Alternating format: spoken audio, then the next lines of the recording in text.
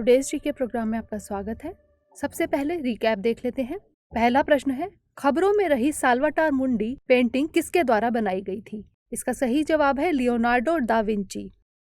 अगला प्रश्न है, आज ही के दिन मेघालय, मणिपुर एवं त्रिपुरा को राज्य का दर्जा दिया गया था। यह दर्जा किस वर्ष दिया गया था? इसका सही जवाब है 1972। अगला प्रश्न है, सुर्खियों में रहा हाथ से बुना हुआ कपड़ा रीसा किस राज्य की जनजातियों द्वारा प्रयोग किया जाता है? इसका सही जवाब है त्रिपुरा। अगला प्रश्न है, हाल ही में वर्ल्ड कोऑपरेटिव मॉनिटर रिपोर्ट 2020 के मुताबिक इफ्को को कौन सी रैंक मिली है? इसका सही जवाब है पहली। अगला प्रश्न है, सड़क परिवहन एवं राजमार्ग मंत्रालय और किसके बीच सतत जियो हजार्ड प्रबंधन के क्षेत्र में काम करने के लिए समझौता ज्ञापन पर हस्ताक्षर किया गया? इसका सही जवाब है DRDO। अगला प्रश्न है, बीते दिनों किस देश ने वैक्सीन मैत्री पहल शुरू की? इसका सही जवाब है भारत। अगला प्रश्न है, हाल ही में NDRF यानी राष्ट्रीय आपदा मोचन बल ने अपना 16वां स्थापना दिवस मनाया। यह किस मंत्रालय के अंतर्गत आता है? इसका सही जवाब है गृह मंत्रालय। अगला प्रश्न है, बीते दिनों केंद्रीय मंत्रिमंडल ने रतले पनबिजली परियोजना के लिए 5,281.94 करोड़ रुपए के निवेश को मंजूरी दी। यह परियोजना किस नदी पर स्थित है? इसका सही जवाब है चेनाब। अगला प्रश्न है, उत्तर प्रदेश दिवस यानी यूपी दिवस कब मनाया जाता है? इसका सही जवाब है 24 जनवरी। अगला प्रश्न है, हाल ही में बिहार के किस जिले में पहाड़ी के ऊपर पहला बौद्ध मठ मिलने का प्रमाण मिला है? इसका सही जवाब है लखीसराय। शुरुआत करते हैं आज के सेशन की। सबसे पहले देख लेते हैं अभ्यास प्रश्न। निम्नलिखित में से कौन सी सेना अभ्यास कवच में भाग लेगी? भारतीय सेना, भारतीय नौसेना, भारतीय वायुसेना या फिर उपर्युक्त सभी? इसका सही जवाब है ऑप्शन डी, उपर्युक्त सभी। भारत में संयुक्त सैन्य अभ्यास कवच का संचालन अगले सप्ताह किया जाएगा। इस अभ्यास में भारतीय सेना, भारतीय नौसेना, भारतीय वायुसेना एवं भारतीय तटरक्षक हिस्सा लेंगे। अंडमान एवं निकोबार कमान के तत्वाधान में इस अभ्यास का संचालन किया जाएगा। यह देश का एकमात्र संयुक्त बल कमान है। यह संयुक्त बल अंडमान सागर एवं बंगाल की खाड़ी में बहुक्षेत्रीय, उच्च मारक क्षमता तथा रक्षात्मक प्रणाली को कार्यान्वित करेगा। इस अभ्यास का लक्ष्य संयुक्त युद्ध क्षमताओं को बेहतर बनाना है। तो इस तरह इस प्रश्न का सही जवाब है ऑप्शन डी। हमारे वीडियो अंग्रेजी में देखने के लिए फॉलो करें हमारा ही दूसरा यूट्यूब चैनल दृष्टि IAS इंग्लिश। आज के सेशन का पहला प्रश्न है, हाल ही में ऑपरेशन सर्द हवा किसके द्वारा शुरू किया गया? BSF, CISF, ITBP या फिर भारतीय नौसेना? इसका सही जवाब है ऑप्शन ए, BSF। हाल ही में BSF यानी बॉर्डर सिक्योरिटी फोर्स ने देश की पश्चिमी सरहद पर ऑपरेशन सर्द हवा शुरू किया। इसका लक्ष्य जैसलमेर में सीमा पर सुरक्षा को बढ़ाना है। यह ऑपरेशन 27 जनवरी तक चलेगा। इस ऑपरेशन के तहत बॉर्डर पर निगरानी में अतिरिक्त चौकसी बरती जाएगी।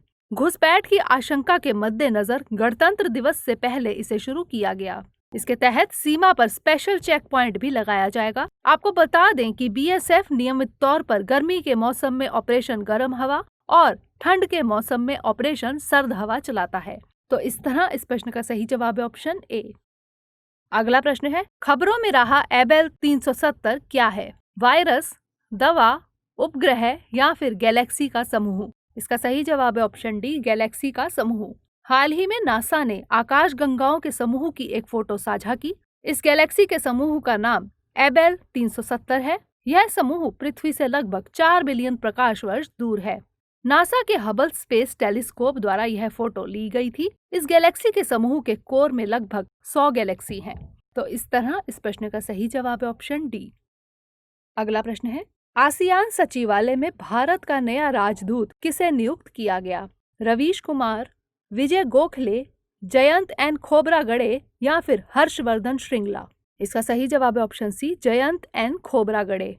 आसियान सचिवालय में भारत का नया राजदूत जयंत एन खोबरागड़े को नियुक्त किया गया। जयंत एन खोबरागड़े 1995 बैच के IFS अधिकारी हैं। वह वर्तमान में विदेश मंत्रालय में संयुक्त सचिव के पद पर कार्यरत है।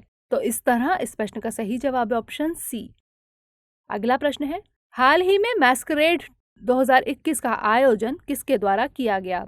विश्व व्यापार संगठन, फिक्की, भारतीय उद्योग परिसंघ या फिर विश्व आर्थिक मंच? इसका सही जवाब है ऑप्शन बी, फिक्की। केंद्रीय मंत्री डॉक्टर हर्षवर्धन ने मैस्करेड 2021 के 7वें संस्करण का उद्घाटन किया। इसका आयोजन फिक्की द्वारा किया गया था। इसका मकसद विशेष रूप से कोविड युग के बाद जालसाजी और तस्करी की चुनौतियों को कम करने के लिए नई और व्यावहारिक रणनीतियों पर एक स्वस्थ चर्चा को बढ़ावा देना था। फिक्की भारत का सबसे बड़ा और सबसे पुराना सर्वोच्च व्यापारिक संगठन है। इसकी स्थापना 1927 में की गई थी। तो इस तरह इस प्रश्न का सही जवाब है ऑप्शन बी।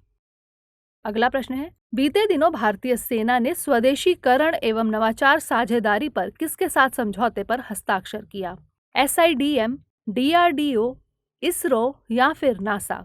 इसका सही जवाब है ऑप्शन ए, SIDM।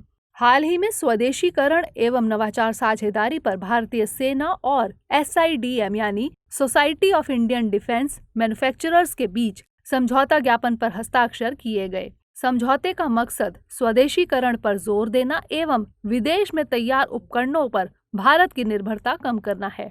आर्मी और उद्योग जगत के बीच साझेदारी के 25 वर्ष पूरे होने के अवसर पर समझौते पर हस्ताक्षर किए गए। गौरतलब है कि भारतीय सेना और उद्योग जगत के बीच 1995 में साझेदारी की शुरुआत हुई थी। तो इस तरह इस प्रश्न का सही जवाब है ऑप्शन ए। अगला प्रश्न है, निम्नलिखित में से किसे कोयला मंत्री पुरस्कार 2020 से सम्मानित किया गया? नॉर्दर्न कोल फील्ड्स लिमिटेड यानी NCL, सेंट्रल कोल फील्ड्स लिमिटेड यानी CCL, वेस्टर्न कोल फील्ड्स लिमिटेड यानी WCL या फिर उपर्युक्त सभी? इसका सही जवाब है ऑप्शन डी, उपर्युक्त सभी। कोल इंडिया लिमिटेड की 3 कंपनियों नॉर्दर्न कोल फील्ड्स लिमिटेड, सेंट्रल कोल फील्ड्स लिमिटेड और वेस्टर्न कोल फील्ड्स लिमिटेड को कोयला मंत्री पुरस्कार से सम्मानित किया गया। केंद्रीय मंत्री श्री प्रहलाद जोशी ने नई दिल्ली में आयोजित एक समारोह में इन तीनों कंपनियों को पुरस्कार प्रदान किए। यह पुरस्कार देश के कोयला खनन में बेहतर और सतत प्रैक्टिस को बढ़ावा देने वाली कंपनियों को दिया जाता है। इसी अवसर पर श्री जोशी ने प्रोजेक्ट पैशन का भी शुभारंभ किया। प्रोजेक्ट पैशन कोल इंडिया लिमिटेड की ERP यानी एंटरप्राइज रिसोर्स प्लानिंग है। यह प्रोजेक्ट डेटा एकीकरण की सहायता से कंपनी के व्यवसाय प्रदर्शन को बेहतर बनाने में मदद करेगा। तो इस तरह इस प्रश्न का सही जवाब है ऑप्शन डी। अगला प्रश्न है, ग्लोबल रिस्क रिपोर्ट 2021 किसके द्वारा जारी की गई?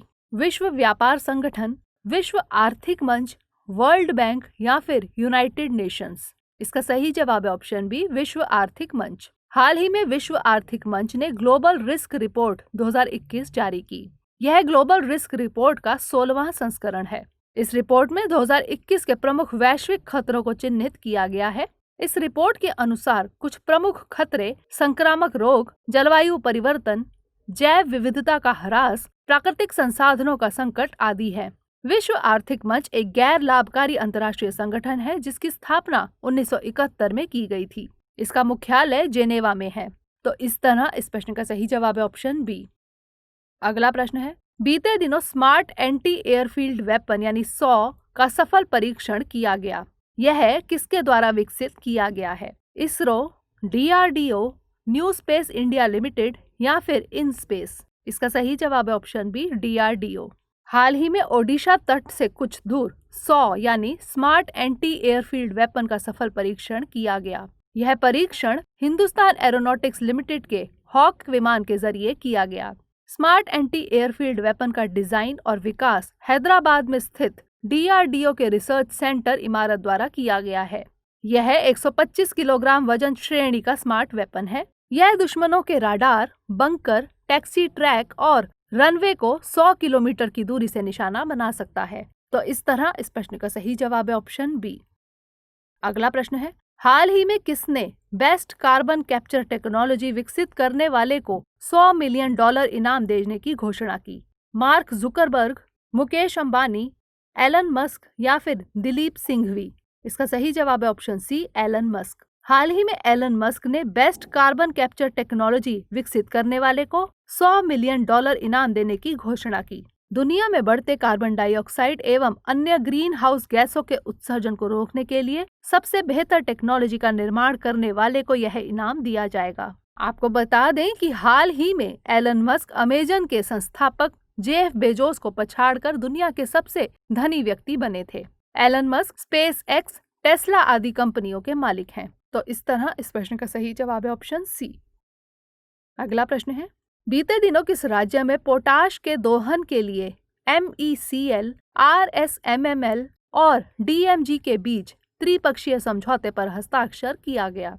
बिहार, उत्तर प्रदेश, गुजरात या फिर राजस्थान? इसका सही जवाब है ऑप्शन डी, राजस्थान। हाल ही में राजस्थान में पोटाश के दोहन के लिए एक त्रिपक्षीय समझौते पर हस्ताक्षर किया गया। यह समझौता मिनरल एक्सप्लोरेशन कोऑपरेशन लिमिटेड यानी MECL, Rajasthan state mines and minerals limited यानी RSMML और राजस्थान सरकार के खान एवं भू विज्ञान विभाग यानी DMG के बीच किया गया। समझौते के तहत पोटाश के खनन के लिए एक खास तकनीक का व्यावहारिक अध्ययन किया जाएगा। आपको बता दें कि राजस्थान के उत्तर पश्चिम भाग में नौगौर गंगानगर बेसिन में 50,000 वर्ग किलोमीटर के क्षेत्र में फैले पोटाश और हैलाइट के विशाल भंडार हैं। तो इस तरह इस प्रश्न का सही जवाब है ऑप्शन डी।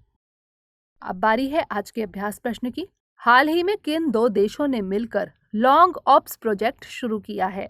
अमेरिका एवं यूनाइटेड किंगडम, जापान एवं यूनाइटेड किंगडम, अमेरिका एवं जापान या फिर जापान एवं भारत? इसका उत्तर हमें कमेंट सेक्शन में भेजना मत भूलिएगा। अगले सेशन में नए प्रश्नों के साथ मिलेंगे, तब तक के लिए धन्यवाद।